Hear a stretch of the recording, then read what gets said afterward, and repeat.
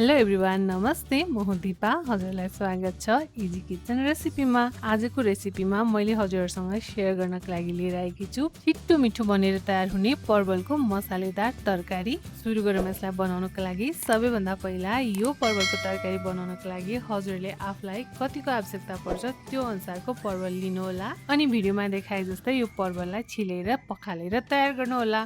अब यो छिलेर पखालेर तयार गरेर राखेको परवललाई यसरी 4 टुक्रामा काटेर तयार गर्ने। यो भन्दा सानो नबनाउने। हामीले सबै परवललाई यतिको काटेर यहाँ तयार गर्ने। सबै परवल काटेर तयार भइसकेपछि अब हामीले बनाउँछौँ यसलाई चाहिने मसला। यसको लागि चाहिँ मैले जिरा, धनिया, अदुवा, लसुन र सुकेको खुर्सानी लिएकी छु। अब यसलाई पिसेर तयार गर्ने। हजुरले यसलाई मिक्सी जारमा पनि पिस्न सक्नुहुन्छ, सिलौटामा पनि पिस्न सक्नुहुन्छ। यतिको पेस्ट बनाएर तयार गर्नुहोला। मसलाको पेस्ट तयार भइसकेपछि अब एउटा कराई बसाल्ने। तरकारी बनाउनको लागि तातेको कराईमा राख्ने तोरीको तेल। तेल राम्रोसँग तातिसकेपछि हामीले काटेर तयार गरेको परवललाई सुरुमा हामी यसमा डिप फ्राई गर्छौँ। यदि हजुरलाई धेरै चिल्लो खान मन पर्दैन भने हजुरले यसलाई सेलो फ्राई पनि गर्न सक्नुहुन्छ। मैले भने यसलाई यहाँ डिप फ्राई गर्दैछु किनभने मैले बनाउँदैछु एकदमै मसालेदार तराई स्टाइल परवल आलुको तरकारी, त्यसैले मैले यसलाई यहाँ डिप फ्राई गरेँ। सबै परवललाई यसरी यहाँ डिप फ्राई गरेर निकालिसकेपछि यही तातेको तेलमा फुराइदिने जिरा, काटेको प्याज राखिदिने, खुर्सानी राखिदिने अनि यसलाई राम्रोसँग चलाएर एकैछिन भुट्ने।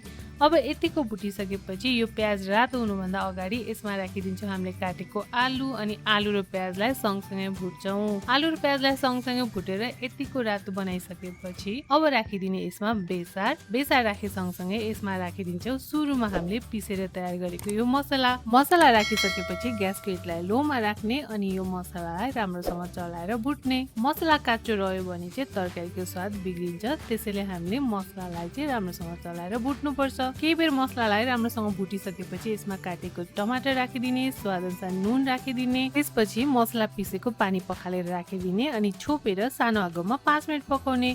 5 मिनट पकाइसकेपछि टमाटर गलिसकेको छ, टमाटरलाई म्यास गरिदिने। टमाटर राम्रोसँग म्यास गरेपछि राम्रोसँग चलाएर मसलाहरूसँग मिक्स गरिदिने। यतिको भइसकेपछि अब यसमा राखिदिन्छौँ अघि हामीले फ्राई गरेर राखेको परवल राखिसकेपछि यसमा राखिदिने गरम मसला सानो चम्चाको 1 चम्चा। यसले अझ मिठो बनाउँछ यो तरकारीलाई अनि राम्रोसँग चलाएर 1 मिनट जति भुट्ने।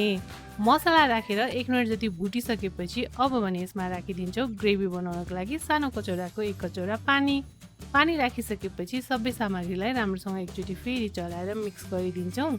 यतिको मिक्स गरिसकेपछि अब यसलाई छोपिसकेपछि सानो आगो बनाएर 5 मिनट पकाउने। परवललाई सानो आगोमा यो मसलाहरूसँग पकाउँदा चाहिँ परवलको भित्रसम्म मसला पसेर एकदमै स्वादिलो बन्छ। यसलाई 5 मिनट छोपेर पकाइसकेपछि अब यसलाई चेक गर्ने। आलु पनि राम्रोसँग पाकिसकेको छ र ग्रेभी पनि यहाँ बनेर तयार भइसकेको छ। यसलाई अब हामीले तातो सर्भ गर्ने। यसरी बनाएको परवल आलुको तरकारी हजुरले खानुभएको छ कि छैन भने यो रेसिपी एकचोटि ट्राई गर्नुहोला अनि हजुरलाई आजको रेसिपी कस्तो लाग्यो भनेर कमेन्ट गर्न भने नबिर्सनु होला। हजुरलाई मन परेमा यो भिडियोलाई लाइक गरिदिनु होला, शेयर गरिदिनु होला आफ्नो साथीभाइहरूसँग अनि यस्तै छिट्टो मिठो रेसिपीहरूको लागि इजी किचन रेसिपीलाई सब्स्क्राइब गर्न भने नबिर्सनु होला। हजुरको दिन शुभ बितोस्। Thank you.